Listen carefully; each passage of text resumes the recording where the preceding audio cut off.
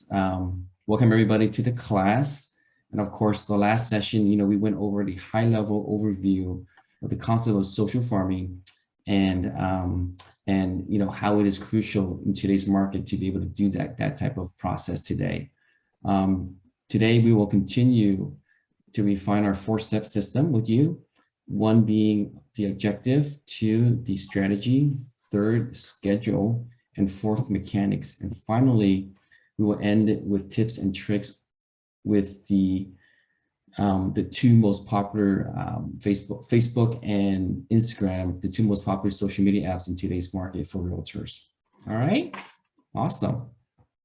So without further delay, Laura Lynn, please take it away. Here we go. If everyone could just give me like a thumbs up if you can see my screen. Okay, we got 10 fingers. Thank you. All right, guys. So my name is Laura Lynn Ingresso. Thank you for the introduction, Ben. Today we're going to go over the second session of social farming. And like Ben said, now we're going to go over the mechanics. So that's on Facebook and Instagram. If you weren't on last session, totally okay. We're still just going to gloss over some key concepts from last session, and you're going to find a lot of value in this one as well that you can follow along with anyway. Awesome. So I just have to say this, please no pictures of the slides, trust you guys, and please be sure to get all of your note-taking materials ready. There's going to be a lot of stuff on here that's super valuable that you'll want to remember. And here we go. So social farming, just to review, the exact definition that we have formulated is that social farming is where traditional title farming information intersects with social media channels to obtain the most comprehensive real estate data. So social farming is the combination of using traditional farming tactics with social media channels to make sure that you guys are able to mine super important data to equip you in knowing who your clients are and how you can be of service to them. However, you guys can take a picture of this slide. This is our contact information. I'm sure you guys have Ben's contact info already, but just in case if you don't, there's his number, his email, my phone number and email, as well as our customer service team email. I'll go to the next slide now. So our four-step system, I just want to reiterate that we did work with a professional marketer when formulating, the concept of social farming. And so, the four-step system of having an objective, a strategy, and a schedule, and then also understanding the mechanics of different social media platforms, that is tried and true across all different industries. So I just want to let you guys know that everything we do here at Clearmark is super methodical and well thought out. So we really want to set you guys up for success. And just to reiterate, objective split into three parts. So when you're on your phone, across either Facebook or Instagram, for your objective, it's to lead generate, create brand awareness, and cultivate relationships. So all of your activities on social media need to be aligned with, those three goals in mind. Otherwise, sometimes we can get distracted on social media and then it just becomes a hobby. So all of your activity needs to be aligned with your business and making sure that you achieve those three objectives. The next step is strategy, which is a plan that takes you from point A to B, but also, part of your strategy means that you need to know who your customers are, who your clients are, and being very specific. And the third step, having a schedule, super important for when you want to contact people over social media, as well as when you want to post and create that brand awareness. And then today we're going to be going again over the mechanics of Facebook and Instagram. So here is, kind of a parallel between what happens offline and what happens online. And the biggest difference between what happens offline and online is that your audience is going to be different, or like where you're searching for that audience is different. So offline, that's when I'm referring to traditional farming, your geo farm. You're going to have a farm selection. It could be boundaries of streets, a zip code, or even like a specific property tract. Whereas online, when we focus our energy on social media channels, you want to have a set target audience or a target list that you have. So to reiterate, just as you have, a specific farm selection, you need to have a specific selection of people online, so your target audience. And then the 2 through 4 steps afterwards, those are going to be the same across the board. So the second step would be having a value delivery for strategy and a plan, tracking and managing your leads using a CRM, whether that's, an Excel spreadsheet or command. And then lastly, having a schedule and really putting all of the things that you want out into like the world and actually doing the thing. So to the left, we have a screenshot of what you actually will see in Title Toolbox. So if you don't have a Title Toolbox account, let Ben know, he'll get you all set up. And so this is really important for, when you want to choose your specific farm.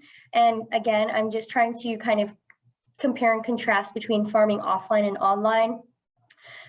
So here, we suggest to start with your sphere of influence, as well as any past clients. Don't forget about them.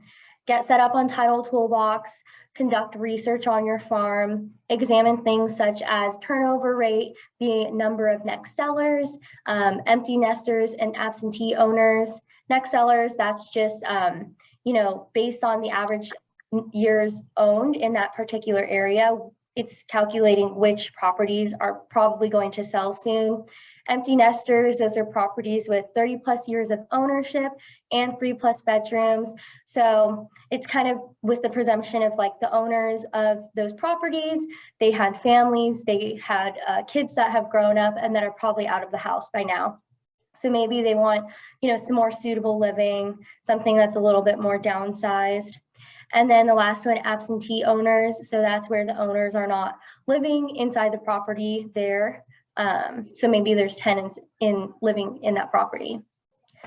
And so when you're choosing a farm, it's super important to ask yourself, beyond just like the statistics, beyond the numbers, if you will actually even connect with the community well. Things that could affect how well you connect with community could be cultural things, or even things such as like a language barrier.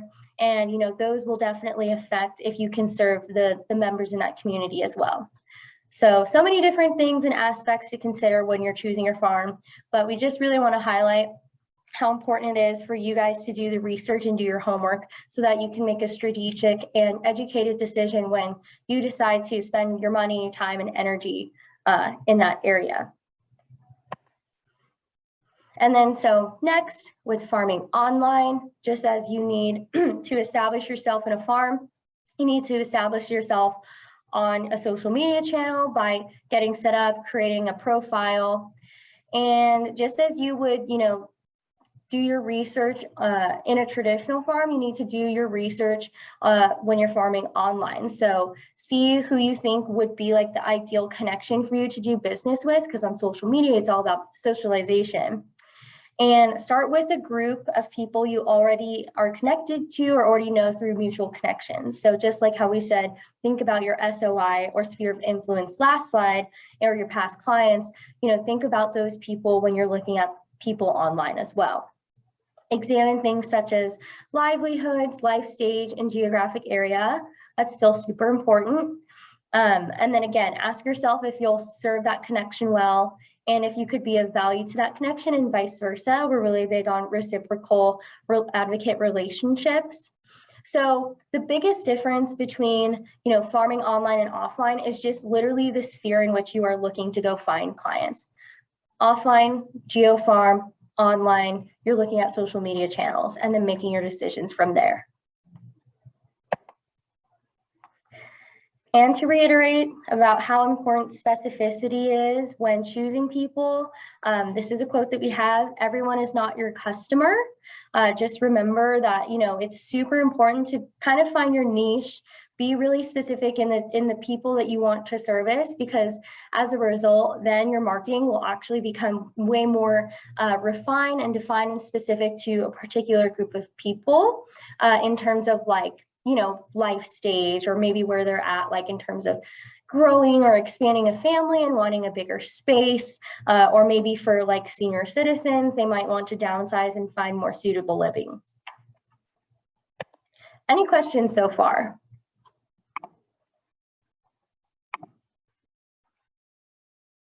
All right, so again, just comparing and contrasting farm characteristics.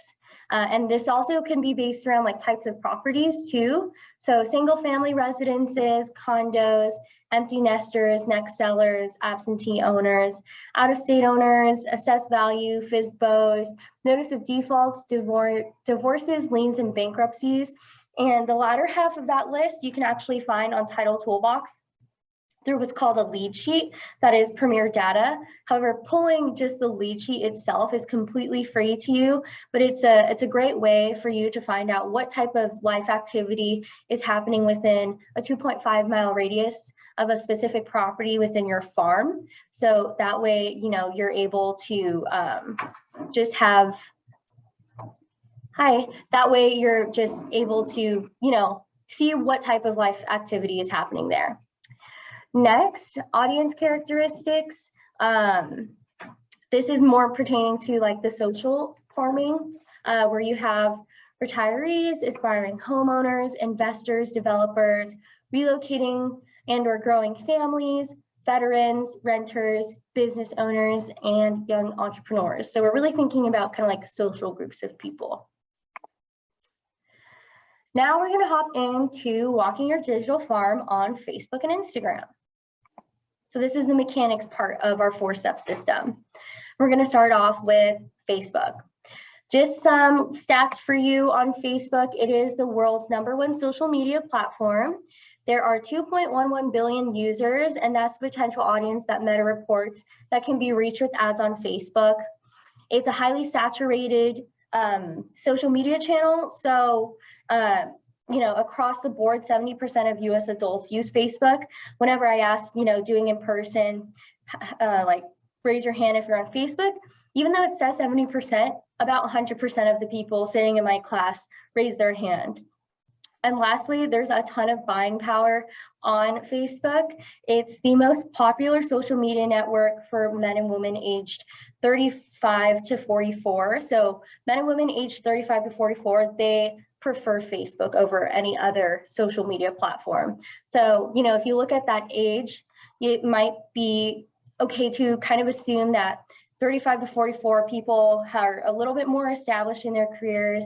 They might have a little bit more disposable income, and they also might own property already themselves.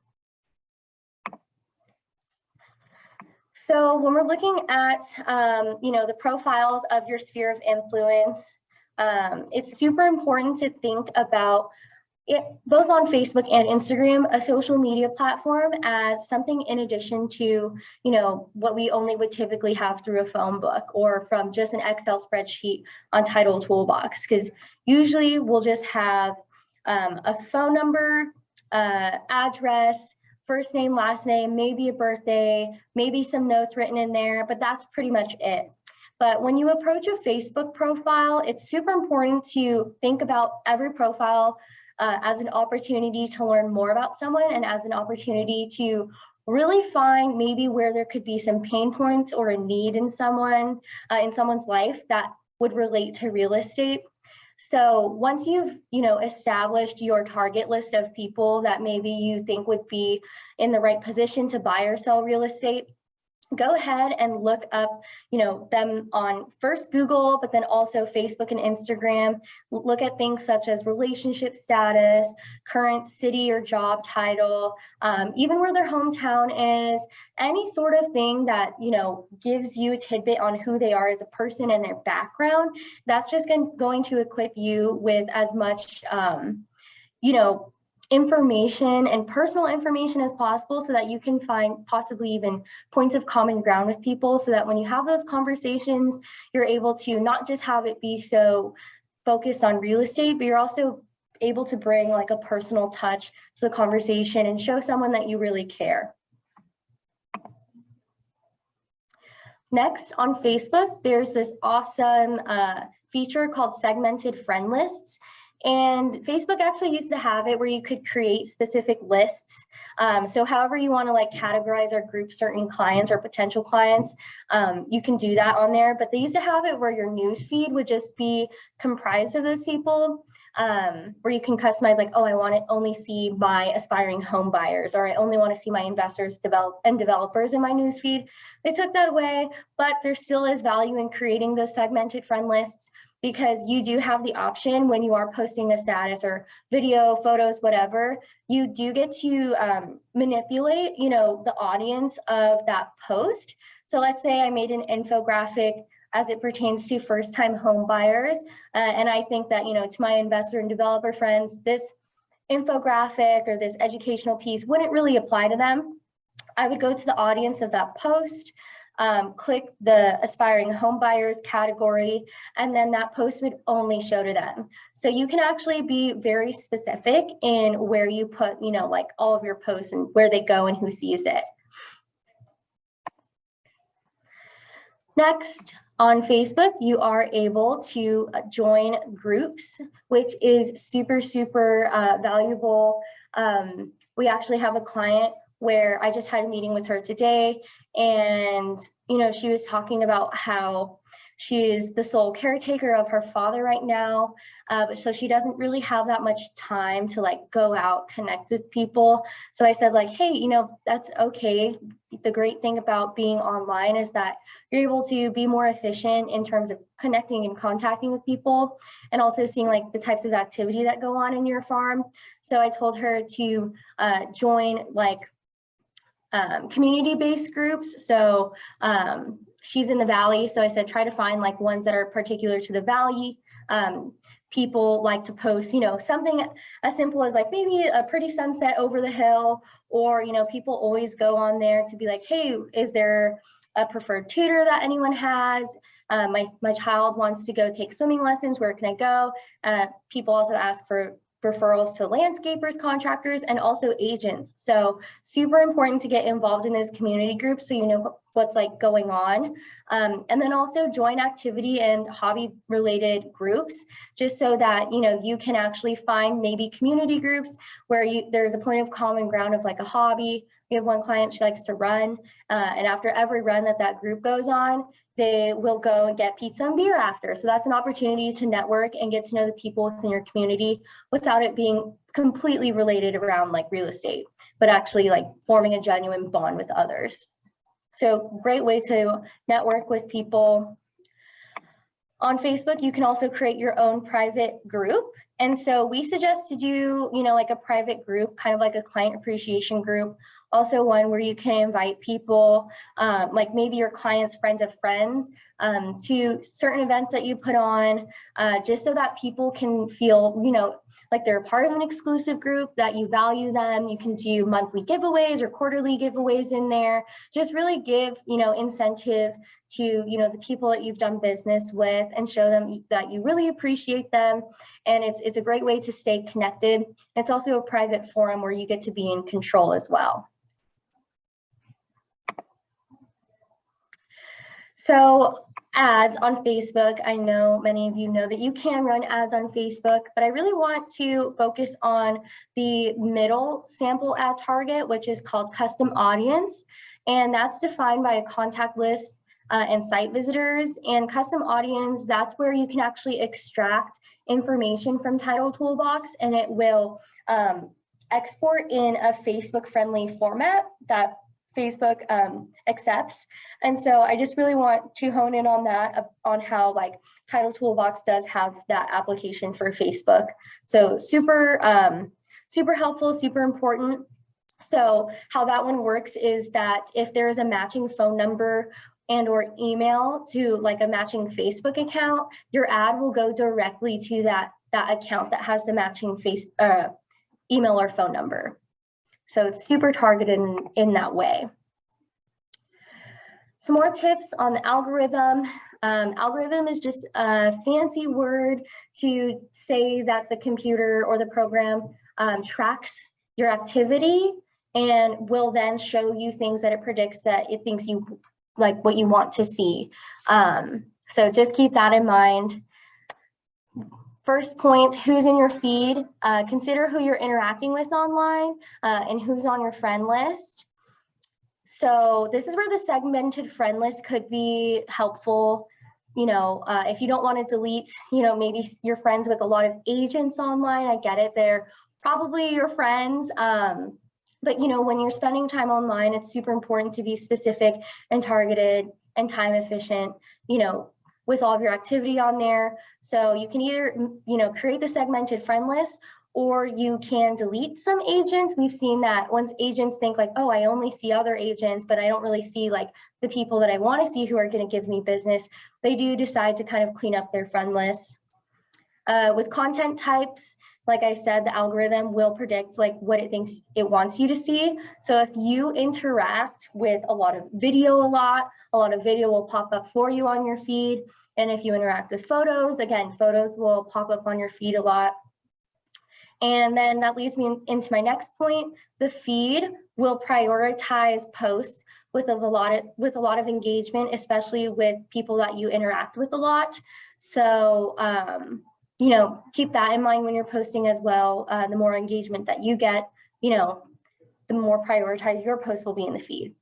And I just want to clarify, when I say feed, that's like where you're kind of at the home on Facebook and you're just scrolling and scrolling and scrolling, and you see all of your friends' posts on there.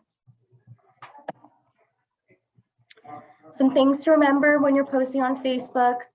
What does your audience want to see? So that's when you can, again, be very specific in what groups you're posting specific posts to by utilizing the segmented friend lists. Is your own content accurate and authentic? Is it true to you?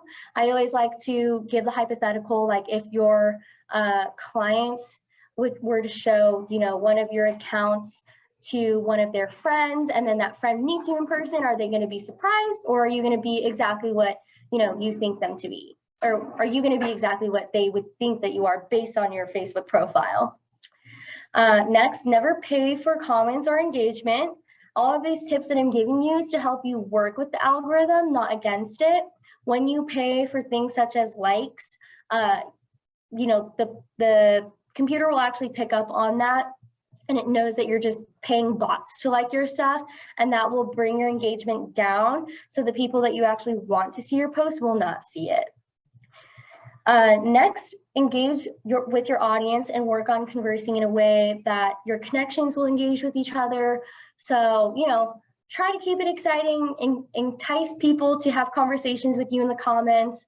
I know Facebook can be kind of a wild place. So sometimes, depending on the subject matter, people can go crazy in there. So just be mindful of the type of conversations you're enticing. Next, use statuses. People do want to hear what you have to say. You don't always have to post a heavily edited photo or a super fancy video.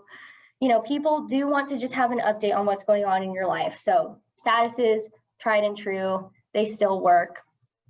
And lastly, create reciprocal advocate relationships. And what that means is, like, if you're in, a community-based group and you end up having a lot of resources, which we should, if we're establishing ourselves as an authority in a farm, we should have resources for people in the community, whether it's the best car mechanic, dry cleaners, florist in the area.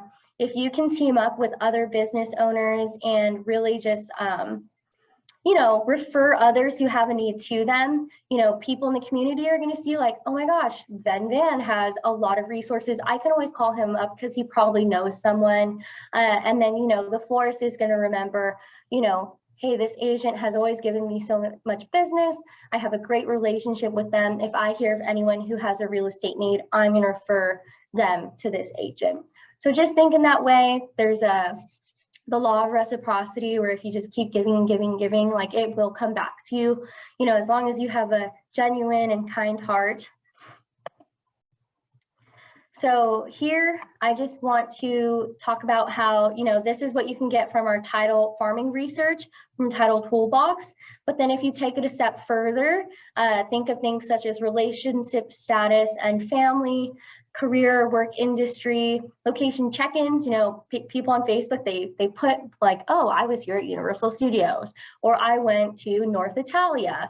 Just seeing like where people go, that's super important. Look at people's interest groups and also look at who they're tagging in their posts to know, get a feel for like who, you know, who people are connected with. So I just want to really hone in on like the fact that Facebook, you can find out a lot of information on people. Now we're going to go over to Instagram. Instagram is the second most downloaded app in the world behind TikTok. There are 1.22 billion users on there. Instagram has a very simple user interface so that you're able to, you know, use visual storytelling to deliver your value. And it's like a really easy, digestible platform to like understand what's going on. Daily use, 59% of US adults use Instagram daily. So again, high saturation point, just like Facebook. And on Instagram, there is the explore page, which is like the little magnifying glass down at the bottom of the, you know, just Instagram app. Where if you go there, that's where you're just going to find posts that would like potentially cater to you depending on like what your surfing history has been.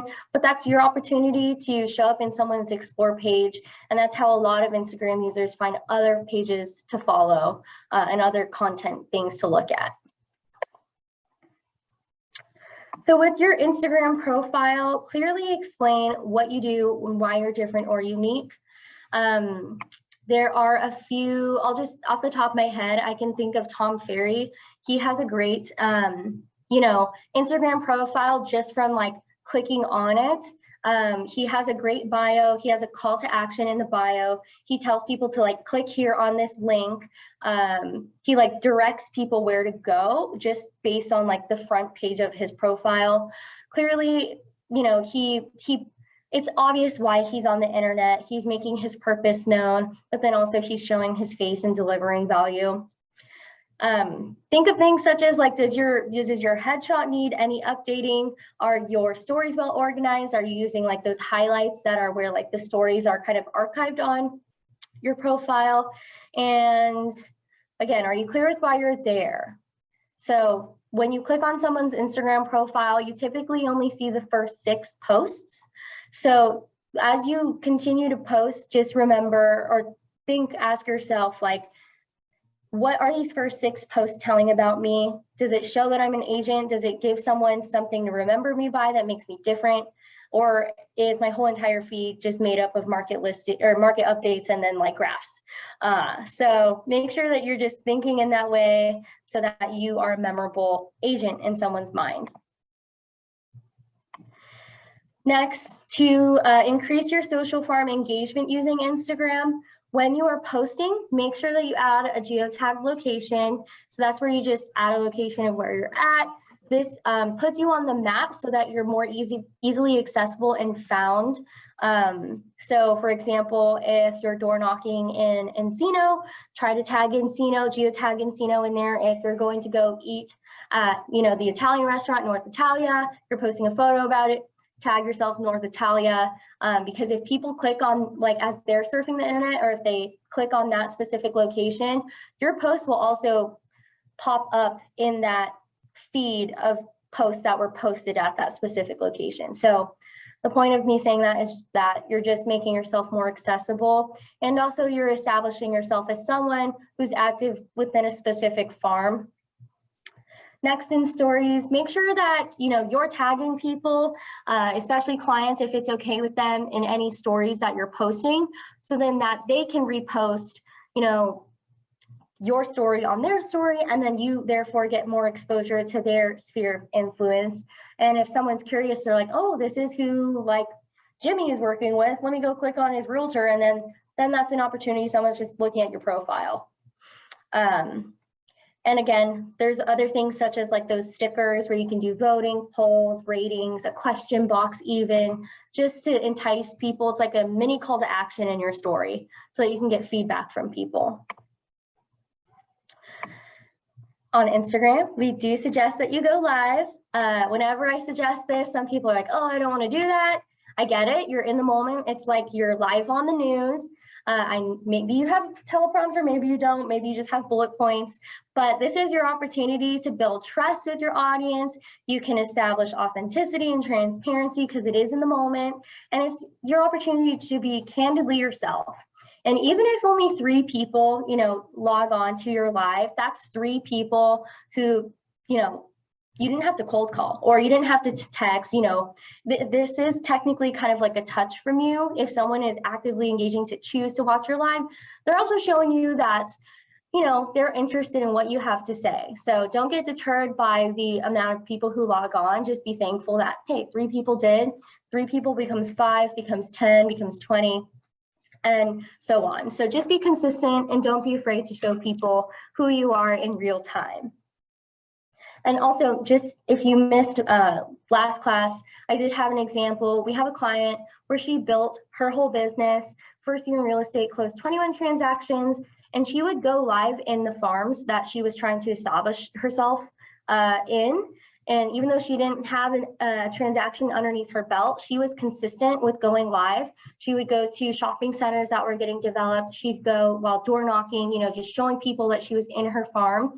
And she might have had like 1 or 2 or 0 people, but she was consistent with it and stuck with it. So in people's brains, because it does send your followers, if you're going live, like a notification, she's just always known for being active within that community. So it does work. You just have to stick with it, just like with anything. Next, business insights. If your Instagram profile is not set on business mode, you should. But I will say, disclaimer, it does make your Instagram profile public. So keep that in mind. But if you don't mind if your Instagram profile is public, make sure that you make it a business. If it's private, okay, keep it private, whatever. But again, this is just a suggestion, not forcing you. I'm just saying what is suggested. And with insights on the back end, you're able to see amazing things, amazing analytics, such as demographics of your followers. So it's split down from gender to age to location of where those followers are from. So like cities. And then my favorite thing, because I get this question all the time about when to post, is that it'll show you on what days and what hours your followers are most active. So if you have a question about when to post, look on the back end. If you have questions about that, more than happy to just show you really quickly on how to find that information or how to, turn your profile into a business profile. But yeah, like this is a completely free feature of Instagram. So again, like knowledge is power. Like if you have these questions, like you're just able to understand, people who are potential to be in your database even more. So insights, don't forget about that. Some more tips on the algorithm: get your timing right. Again, track when your audience is generally online. Insights help with this. Invite story interactions by using those cool story stickers with the polls, the questions, emoji sliders, anything that asks people to engage with your content. Engage. So it's not helpful if you're just posting yet not liking anyone's stuff. So, and especially with the people that you want to do business with, make sure that you're at least kind of going on like a weekly cycle of looking up their profiles. It could be, like a list of 30 people. You're just typing their names into Instagram, doing a quick little audit. Like, what are they up to? Do they go on vacation? Are they back at home? Like, is now a good time to call them, do I think, and like all of their stuff. Like in last class, when I said like you can digitally door knock, any like, comment, or DM is like you're digitally door knocking. Anything that sends a notification to someone's phone saying like, hey, I'm here, I see you, that's a door knock. You're just planting seeds in people's brain. Like even just like subtle, like if you think about branding, everywhere we go, there's just images and like we don't even know it. But when we think of a polar bear around Christmas time, we automatically think Coca-Cola. Why is that? It's because it's everywhere, even if we're not looking for it. So you have to think about every single time you're trying to engage with someone, even if it's small, it still matters. Those things add up. And with engagement, your content, so the things that you post, will show up to the people that you engage with the most. So it kind of works both ways. It's a two-way street. And lastly, again, especially with Instagram, at least for like a lot of people that I talk to, remember your objective. Instagram, it's way too easy to buy things off Instagram because all those ads pop up and you're like, how did they know I was talking about this? I didn't even look this up on Google.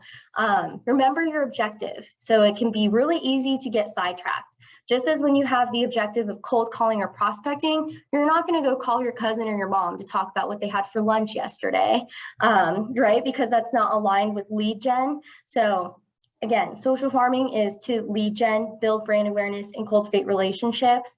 If your activity on Facebook and or Instagram is not aligned with those three, it's you're just browsing the internet for fun, which is not bad, but as it pertains to your business, super important to put those blinders on. Similarly to the slide from Facebook, you can find out a lot of, relationship status, where people work, all that fun stuff on, beyond just like a statistic on people. You can find that on their Instagram profile. You are mining for data. You can be quite surprised on what you can find out on people. Don't just look, on a specific post in the caption. Click on read more comments and see what people are talking about in there. All this information for you guys is free. So just remember that, like, this is your opportunity to post on Facebook and Instagram. That's free marketing. And then to find information on people on Facebook and Instagram, that's free data mining. So just really take advantage of what's available to you. So guys, we went over objective, strategy, schedule, and lastly, the mechanics. This was a lot of information, but thank you so much for being here today.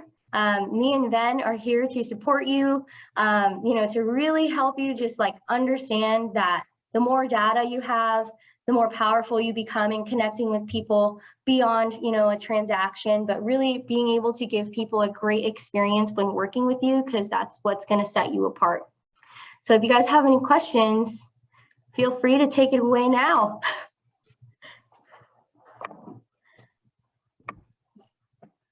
Any questions? Anyone in the chat? Yeah, check the chat. But just let me just add on to this real quick. Duran, Stella, Josephine, you guys that are on here, we've gone through this in terms of like regular farming, where we're looking at neighborhoods, where we're looking at specific groups, specific sellers, if you will, buyers, if you will. But groups on social media, they're just like neighborhoods, right? Duran, I had you go out to a couple of them just to look out and check out if you're going to be around, if you're going to be consistent, if you're going to be able to show up to those areas, regardless of where it is, right? Josephine, for example, you're great with probates. Go after the senior groups. Go after the party club. I don't know. Like these are all stuff that you can just look through social media to find and be part of those groups, and then you can market yourself via that system. Laurelyn, we have a question here. How do I connect via the mall? The mall. Well, I think my question was, I was a little late, and I think I was trying to catch up, the explanation. You might have missed, when you're mining on Facebook, how do I get, like the emails? How do it's just making the connection between my farm, the Facebook, and doing it and being consistent, like I do door knocking. I don't always have the emails, but sometimes I do. And then the Facebook people, it's just like, I want to connect them all, Right. So what you're asking is like, how do you get more information on them? Like you said, you sometimes don't get the emails. Mm-hmm. Yeah, sometimes I don't get the emails. Don't always get the emails. I'm consistently farming, but I get emails of a few people, and then again, like when I go on Facebook, it seems to be they are not on my Facebook. One of my farms is not on my Facebook, so I'm trying to connect everybody. Gotcha. So we are able to, I'm not sure if you've done this yet, but if you have a particular farm that you've established in Title Toolbox. You can pay for the emails to extract from Title Toolbox for that property. And that's one way to get, that's like how I would suggest to get emails, is through Title Toolbox. So if you're door knocking and let's say like the person doesn't give you that information, maybe make a note on like the notes that you have in your clipboard, or just record that property that you were at, look it up on Title Toolbox and see if there is an available email for purchase. Are they always available, the emails? It depends. Sometimes they are, sometimes they are not. Title Toolbox can't find every single email. Sometimes there won't be. So yeah, okay. There's sometimes just not. Yeah, that's the quickest way, of course, you know, Stella, without the engagement of you know, being in front of the person. But definitely try that. It doesn't cost that much, and frankly, it's gonna be a lot cheaper than a mailing anyway. Get your whole farm. I mean, I've seen your farm. It isn't as large where it's reasonable, where you can purchase that data and then have it attached to your Facebook and have it go after those people that are in your farm. Yeah, I'm glad to do that. I just thought I was under the impression that they are not always available to sell. And it isn't. I mean, you know, all that information is public information. The problem is, you know, with emails, for example, you and I combined probably have 50 emails. You know, we got one for Uber, we got one for food, we got one for, you know, buying clothes, and, you know, so unfortunately that's really the reality. But at least it gets your foot in the door, and you can be able to at least have that connection. And if the emails that they're using is a fake one, at least you'll be able to match them up with your ads, and then they'll see them at least at the very least. Okay, thank you. I'll try to remember that. Yeah, and finally, the one that I actually learned on my own too in this presentation is the business insights. You know, in case I'm personally starting opening up a dance studio for my daughter, and we do have a business account, and this just came to me recently via Instagram. And we can actually see which dancers around us, which teachers around us are actually looking at our website, looking at our feed, so that we can approach them to either join our studio or teach at our studio in the very near future once we open up. So that is great information for you guys to understand who is peeking at your stuff. And when they're peeking at your stuff, there is some interest. And from there, you know, you basically just have to keep engaging. And at some point, if they're looking to sell and or buy, then they're going to be, you know, looking for you. If they're not, then just keep it going, just like any other lead. It takes time. It's nothing that's going to be right away, but it's to nurture that lead going forward. So yes, business profile, very important. Awesome. Any other questions, guys? All right, well, great. Well, thank you again for being here. Everybody here, I believe, does have a Title Toolbox account already. If not, let me know. Otherwise, look forward to seeing everybody tomorrow at the in-person meeting. Thank you, guys. Thanks for having me.